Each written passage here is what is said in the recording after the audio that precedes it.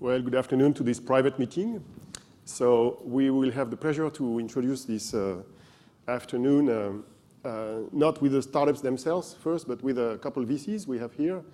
I think they will describe a little bit what they did in the past and the companies they've invested in. But you have tens of years, many decades of investments experience with those two guys.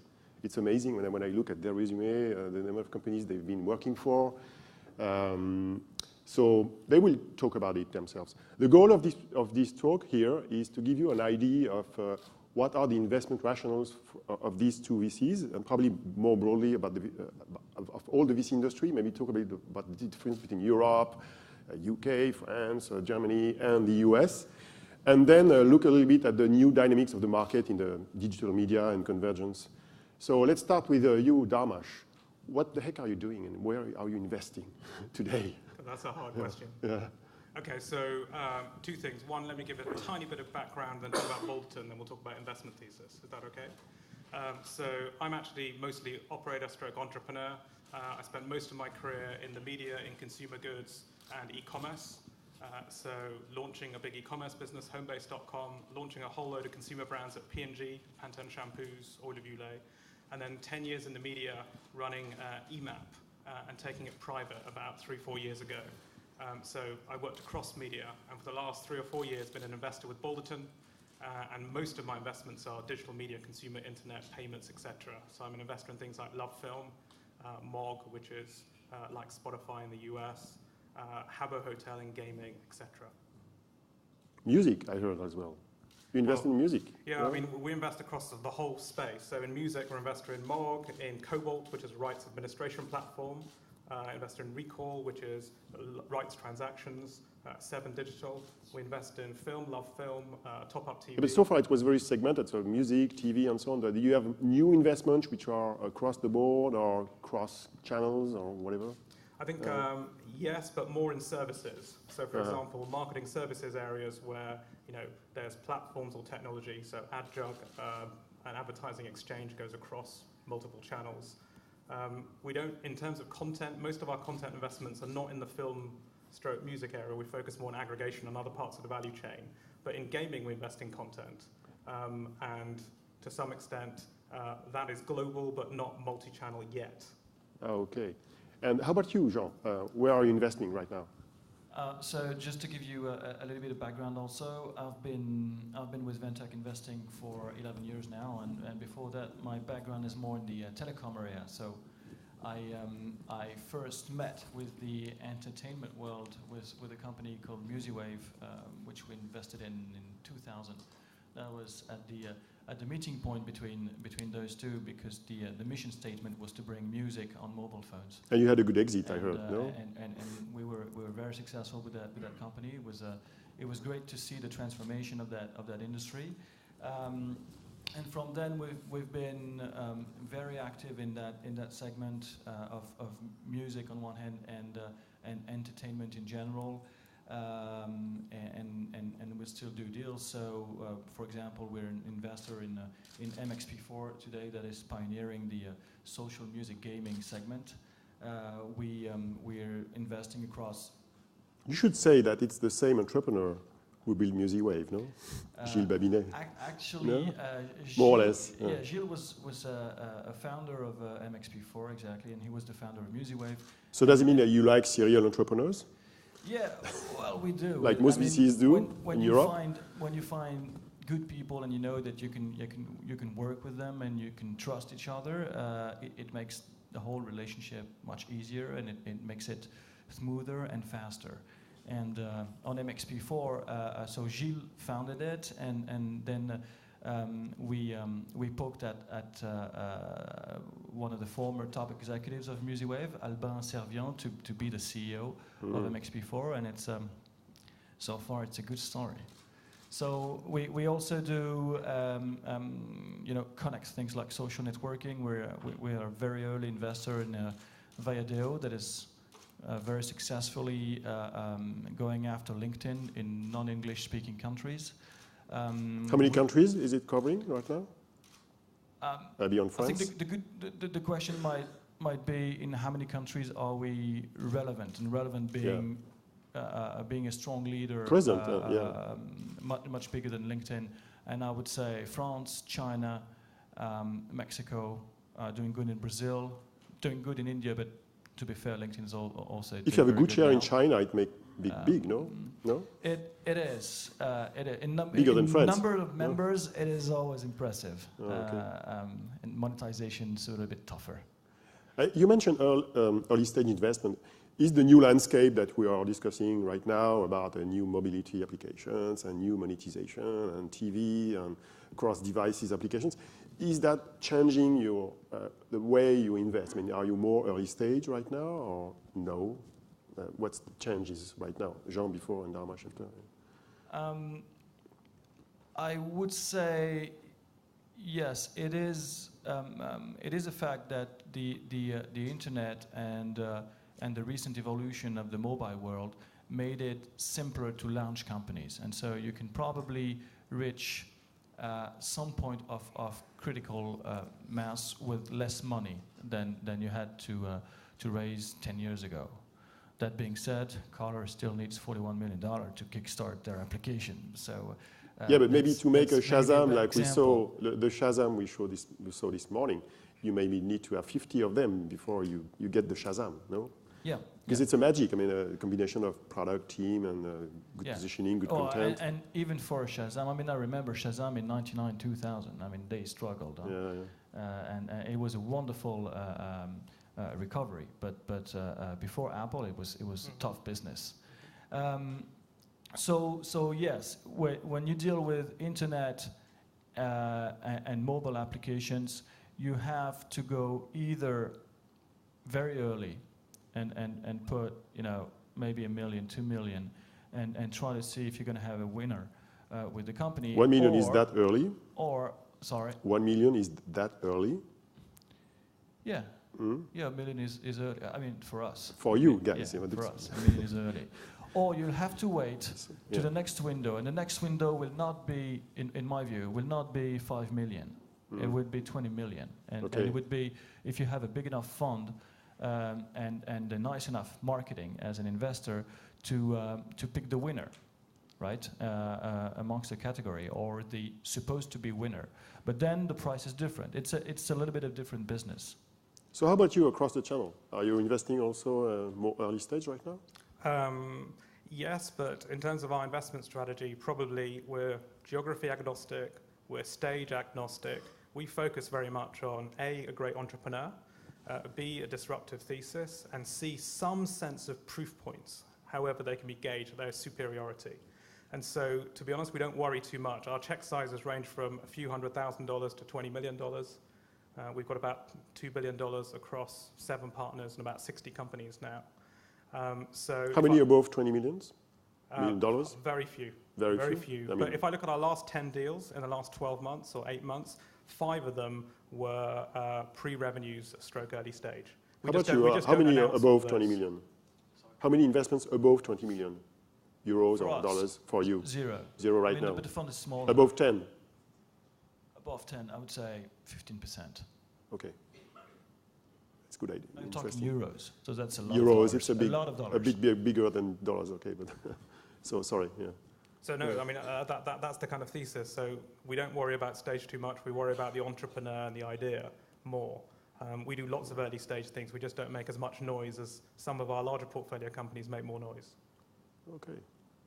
So the next topic we plan to discuss was about business models. So it's I know about most of the startups presenting to investors. They get the question, what's your business model, when they miss presenting it in their slides. So are you asking this question in all these presentations, or are you waiting for the company to create a good product, get an audience, and then think about it later? What's your thought about finding the right business model right now? I mean, ultimately, I think what I said before kind of overrides a bit to begin with, but it all depends on which stage you're investing.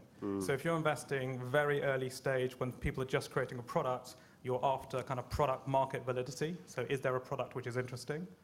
If you're investing at a seed kind of stage after that, when there's a product and there's a little bit of traction, you're kind of validating maybe early stages of a business model or validating early stage of usage and engagement. And then slightly later, when often the Series A comes in, you're validating much more kind of how do you scale this business, and then thinking much harder around business models. So I think depending on the stage, you worry about business model a little bit more or a little bit less. But ultimately, you've got to have huge clarity around great entrepreneur and very disruptive idea with a large market size to give you a chance to create a significant business. But still, do you see a big change in the business models which are successful right now, or those you plan to be successful in the next 12 months? I think there's quite an evolution, but over here there's macro trends of social, mobile, local, which are changing the game, and increasingly the product is marketing. So what we're seeing hugely is the growth of freemium models everywhere. But then how does freemium play out? So if you've got a great product, you can grow it virally, because it's a great product and people will talk about it and you can distribute it through all these viral channels. Then how do you make money out of it? So we're seeing kind of different experiments. So over here, we're seeing, in some cases in media, the concept of media as a service. So eat as much as you want, packaged. This is Netflix or LoveFilm, or this is Mog or Spotify in music. The second area we're seeing huge kind of growth is in virtual goods, especially around gaming. So you can see huge growth with Tencent and Zynga, and some of our businesses. Habbo Hotel, one of my portfolio companies, did about $100 million of virtual goods transactions last year, focusing on teens aged 9 to 13.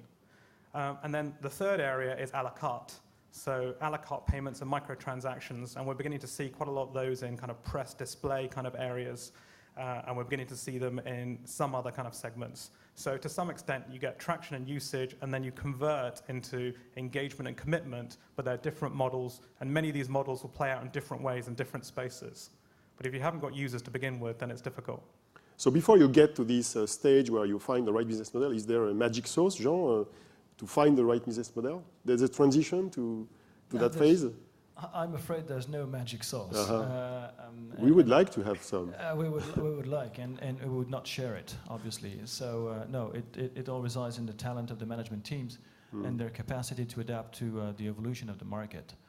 But as far as the entertainment industry is concerned, I would say that we've seen two different waves. One being, the fact that digitalizing all the contents totally changed the distribution dynamics, and so you had a whole wave of people taking advantage of that new distribution and basically keeping the same kind of business models, or maybe adapting them, moving from a song to all you can eat or things like this. But basically in the continuity from what has been done before, but with digital content, and that was a big wave that the music industry, for example, had a very rough time to face.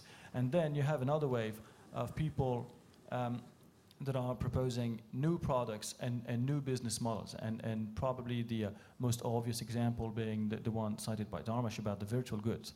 I mean, when people like Zynga come in, it's more of getting a new way to take some money out of the purse of the customer than adapting, the old, so to say, business model to the new world. Yeah, can I just add one thing which we didn't talk about, which is relevant to the media world? I mean, maybe a controversial statement, but I think ad-funded business models are pretty challenging in the digital space. Why? Can you elaborate on this? Why? For kind of 2 or 3 reasons. One, you need huge scale. Secondly, if you take a segment, there's an issue in terms of demand and supply. So in the display market, there's infinite supply and there's limited demand. So what happens? Pricing goes down. If you take a big national newspaper in the UK, let's say 20 or 30 million unique users, on average, they make $1 per unique per year, so 20 or 30 million pounds. So you think about that as a model. You can see why the newspapers are thinking about payment, because even if they convert 1 or 2% of those users, they'll make more money than they're making today in advertising revenues, because it's not that huge. And I think, thirdly, because of this demand and supply curve, unless you've got a deeply unique audience, which has unbelievable conversion characteristics, which can be targeted to a very endemic advertising community, you'll be bought around.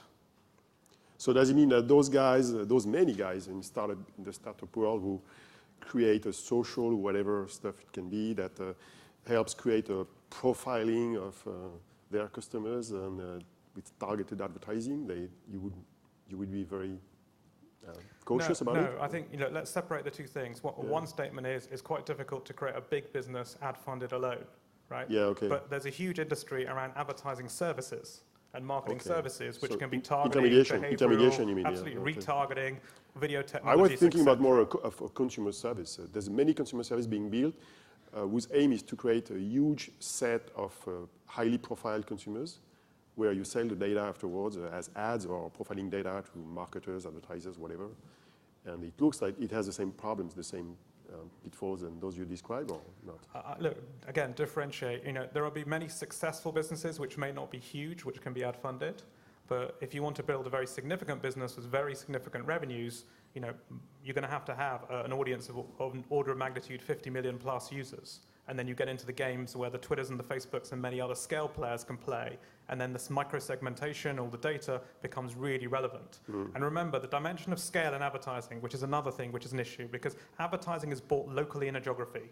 So the dimension of scale is not your total audience, it's the scale of that audience in that particular geography. And then you compare that to the other ways to reach that audience in that geography. The big change, I guess, with the companies you were about to mention, and the Facebook and the Twitters and so, that the social. I didn't think about Facebook and Twitter because those are giants, but there are many companies who start or even, with the same idea. Okay, even smaller companies. When you deal with the social networking and those kind of consumer-oriented products and services, the big change is that this is all about customer engagement now, meaning that. Whereas the entertainment and media industry was definitely a one-way delivery channel of information or pictures or videos or whatever, you go more and more into a full duplex relationship, and that is what basically enables the creation of new business models. So I totally share the view that if you, on the good old ad-funded, no return, no engagement for the customer, then you will have to go really massively international and reach a very big number of users to create a company that's worth 200, 300, 400 million euros or dollars or whatever. If you manage to generate such an interest for the customer that the engagement is really strong, then you can imagine all sort of business models, and that's what make people dream about the possibilities of a Facebook or even a Twitter about it. But can you elaborate on customer engagement? It's a buzzword. What do you put behind these words? Well, what you put behind it's social anything? It's UGC? It's not anything. Voting? Is the capability of a product to have the customer come back and back again and feel really involved into the product itself. It's a kind of addiction, some way. Probably. I mean, there's that's part of the equation, probably. Well, when I'm thinking of customer engagement, because I think there's a lot of our conversations. First of all, I think in the environments we live in a data-orientated world. So the expectation at minimum is entrepreneurs are very close to the data of their business, because we live in a world where you're iterating product on a continuous cycle. And if you don't have feedback loops of data, it's very difficult to iterate a product. And so very clearly, the early conversations are all about time spent, frequency of visit, percentage conversion, lifetime value, etc. very quickly, because you can pick up very early signs and you can see whether a product has a fit with a market or it doesn't, even in early months. And then as you iterate features, or more importantly, take off features, understand whether people are squealing because they want that feature back, etc. Okay, and there is another change in the landscape and the business models around, which is the balance of power between all the players. So 10 years ago, where mobile TV was tried here, the telcos had a lot of power. They were controlling mostly the access to consumers. It's not the case anymore. So who's controlling the market right now? Who are the big players, and who should the startups partner with besides maybe Facebook and Apple? You can start. Okay, nice, simple question. Well, I mean, I think, the media value chain is quite complex, and I think there's a fight to the consumer interface and the payment wall, where a lot of the value will be created. Because if you own the consumer data, and you transact the payment, then you have quite a lot of value in this chain. And so what we're seeing is, take for example television, you're seeing studios wanting to go direct. You're seeing hardware manufacturers creating kind of closed gardens and creating app stores and IP connectivity. You're seeing telcos trying to get into content, et cetera, and then you're seeing the big platforms, which already are huge for distribution, Google, Facebook, Apple, YouTube, already very prevalent and strong. And so there's a race here, and my only personal view analog is we've seen this movie before, and the movie we've seen before is in the mobile industry. So the mobile industry went through this, where the operators created walled gardens, the handset manufacturers were partly disintermediated by Nokia.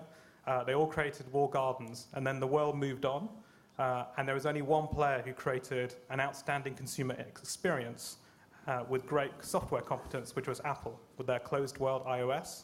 And then we had the open alternative, which is Android.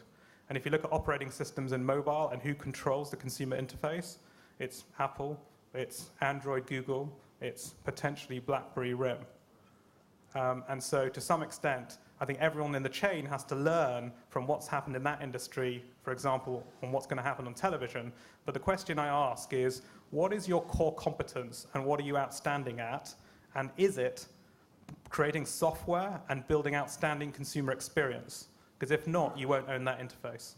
So does it mean that the rule of the game is that mostly big international horizontal players are controlling the market and access to consumer? Jean? Well, I think I don't know if you've seen the latest and probably the last Mary Meeker independent, so to say, presentation before she joined Clyde Perkins. One of the slides was pretty interesting, saying that. You mean the one on the USA or no? Yeah, not the one she did on the USA Inc.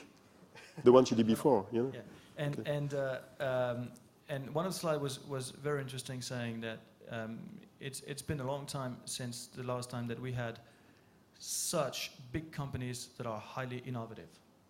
Usually, you always have that that dichotomy between the startups and the small companies being very innovative, and the big ones sitting on their legacy business and everything. And as a matter of fact, you might admit that Google can we consider Facebook a big company or not? But probably, starts to be probably pretty soon, though it's very young. But Google, Apple, and a few others that are dominating the world of tech are very, very innovative. So yes, for the time being, they have a strong grasp on the tech world. But is it going to last? I mean, you just have to figure out a question. You might argue this, but probably it's fair to say that today 3 companies are fighting for the dominance of the tech industry, and out of those 3, point number 1 is that Microsoft's not one of them, so that's pretty incredible. And that out of those 3, if you roll back the years, 15 years, 2 of them were not existent, and the third one was a Walking Dead. So are they in a very good situation? Yes. Is it going to last forever? No. I don't think the pace is slowing down. What's interesting also is all the vertically integrated companies you mentioned, they have their own corporate funds right now. So is it changing really the landscape? Are they investing successfully in early stage companies? Are you dealing with them some way? Is it changing your business as a VC, those new corp funds? To be honest, I don't know. But what I think is interesting... You don't know them, you mean? No. No, we know them well. We don't know if they're changing the industry. The amount of capital they're deploying is not that significant compared to the large funds. However, I think 3 observations. 1, I think some of the very good corporate funds are actually producing good returns and doing very smart things. So you can see what Samsung are doing, Intel are doing, what Google Ventures is doing. Many of the German publishers like Holspring, like Burda, who spawned Acton, like Steamboat from Disney, they're all corporate funds, but they're almost managed separately. They act like VCs. And if they can promise very specific contractual benefits, and I stress contractual benefits to entrepreneurs, then they might be interesting. The flip side of this is, I think, VCs, entrepreneurs, etc., need to be very careful to make sure they have optionality of exits when they work with corporate funds. And that's down to making sure you're very clear about why they're coming in, what their objectives are, and what the rights are to keep flexibility. So on one hand, if you're smart, they can add value, but you need contractual benefits of what value they're going to add. And on the other hand, you've got to be very clear that their rights are minimal to make sure you've got full flexibility to do what you want with your company. You want to add something onto this, no? 100% on the same page. Last question. It's more kind of an advice for the startups presenting after our talk. What would be your advice to them if they want to go international? Because if they want to be big, they have to go international. So when you're in the media space, it's not exactly the same stuff than when you're in the technology space. So is there any advice? Should they go to the US, to Asia, the rest of Europe, wherever they are coming from? Is there a change in the game when you go international for startups right now? Well, yes, there is obviously a change in the game, and we encourage our companies to be to raise their ambitions and to go international, because if you don't, then you will have an international player that will come and you know, drown you with money, with anything, and take your place as a local leader. So so yes, all of you should go international if you're ambitious entrepreneurs. The advice would be, you know, don't be afraid of doing it, but don't throw money out of the windows. It's we're very much into a business that's guerrilla rather than, you know, big conventional warfare with everything. So you need a couple of good people on the field to make it started in different geographies, and that's all you need. You don't need to spend millions and millions in establishing the perfect subsidiary and have 15 people before you start to do any business. That's not the way the world goes now, I guess. And as of which geography you should go, it's a never-ending question. You know, you would find it's a case-by-case response. You mean? More than a case-by-case, it might be depending on which people and which good people you find. You know, so I have an example where an investor in a great web magazine company called Webedia. They have lots of magazines. The flagship being something called purepeople.com. They're a very strong leader in France about celebrities and stuff. Very good business. We launched in Russia. We launched in Brazil. Is it strategically nice? Yeah, yes. These are good countries, but big countries, yeah. Why Brazil more than the US or so? Just because, you know, you find good people that are going to start. Same for Viadeo and China. I mean, they acquired a company in China. We found the right partners in China. We learned to work with them, and ultimately we acquired them and had them interested in the whole project. So again, it's a matter of finding the right people and making building the right network. How about you guys who are closer to the US than France? I mean, I think you know, we clearly like global, scalable businesses, but I guess I step back and always with the entrepreneur, I ask kind of 3 questions, which is kind of why, how, when. So why, hard question.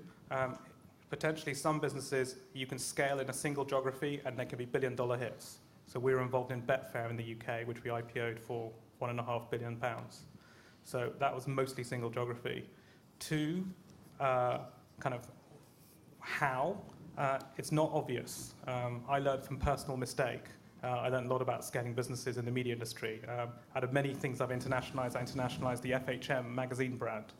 Made a huge number of mistakes, not thinking through organic versus joint venture versus licensing versus test and learn in different markets. Because consumer tastes are different, your risk profile is different.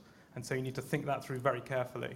And then kind of when, to some extent, you need to think through, do I have enough proof points in my business to make my business predictable so I can see the input and I can see the profit output or the growth output or the engagement output to suggest that you've got the model fixed enough to want to go international.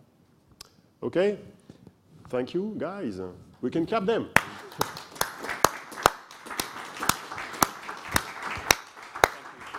So now the game starts, no? Who's following us? 5 minutes? Okay. Oh, we got a small break, you mean? Okay, we start in 5 minutes, okay. Oh, yes, we can have a couple of questions from the audience, if you want. Yes, there's one over there. There's a mic. You can present yourself, introduce yourself quickly. I'm Stuart Dredge from MitBlog and Music Ally. I met a VC recently who said he will refuse to invest in companies who require rights for music labels because it's money down the drain. I wondered how you guys feel, because you've invested in companies that have licensing deals. How do you feel rights holders in the content industries are impacting on the growth prospects of your businesses? If that makes sense. You can answer. Okay, I'll answer from the perspective of being on the boards of both Love Film and Mox and the film industry and music. And I'll be very honest, I think it's an issue. And I think from an industry perspective, the industry is, both the film industry and the music industry are clearly protecting yesterday's profits. So what are they doing? They're fighting hard for things like piracy, making licensing fees very hard, making it difficult to access. The flip side is what we're all trying to do is trying to innovate and create new routes of distribution and excitement for consumers. And potentially there's a new interesting business because clearly what we see in all these sectors, the consumer wants it. So you can see examples like Morgan, Spotify, Netflix, and Love Film, etc. And so there's a pretty fine balance at the moment in terms of that debate around licensing content windows, etc. And I think in both these industries, the world is changing, but maybe not fast enough for the startup ecosystem. Does that stop us? No, because I think we can work with the labels and the studios to some extent. So for example, in the film industry, what we're seeing, which I think is very interesting, is kind of 2 or 3 things. But one, the windows are changing. So they're launching video-on-demand transaction 2 weeks after theatrical release. Yes, it's going to be $20 or $30 or $40 to see a movie 2 weeks after it's out in the theatre, but I think that's really interesting as a consumer proposition. With Love Film, we saw consumption on video on demand shift from 3%, 4% in January last year through video on demand versus physical DVD to 25% in December. Why? Because all of this was accessible through your TV screen, via games consoles, embedded into TVs, etc. So this world is changing exponentially now. So my belief is the world is shifting, and so will the progressive guys in studios and labels. Okay, thank you, Dharmash. I'm sorry to say the quota was 1 question, so you can jump on them afterwards, and we leave the floor for the rest of the afternoon. Thank you.